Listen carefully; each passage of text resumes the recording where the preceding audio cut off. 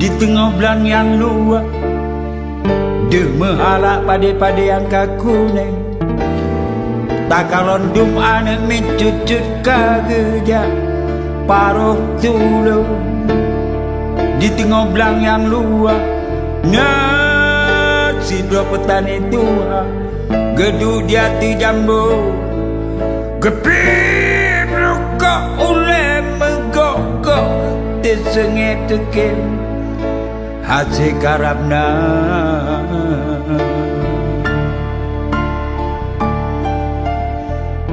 Dari musim semula otro musim kemeko reo yang tijo genanto baja gewo unumo hantengen ge badatat pede ditole uro badatat pede ditole uro.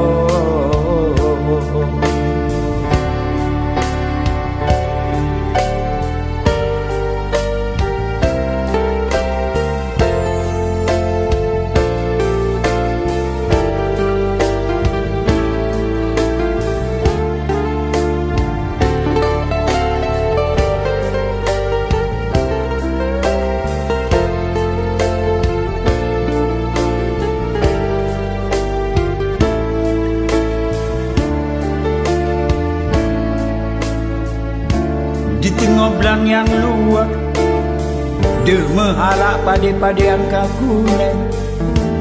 Tak kalondum anak mencucu kageja paruh tulu di tengah belang yang luar.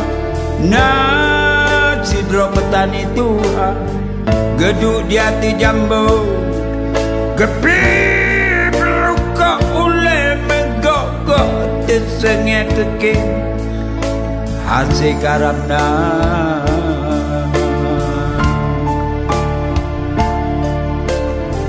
Dari musim semula otro musim kemeko reo yang tijo genanto baja gewo ulumo hantengen ge badatat pede ditole uro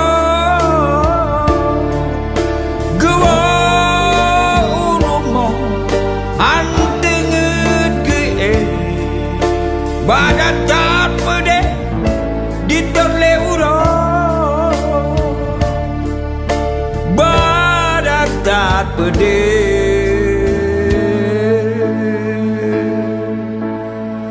ditole uro.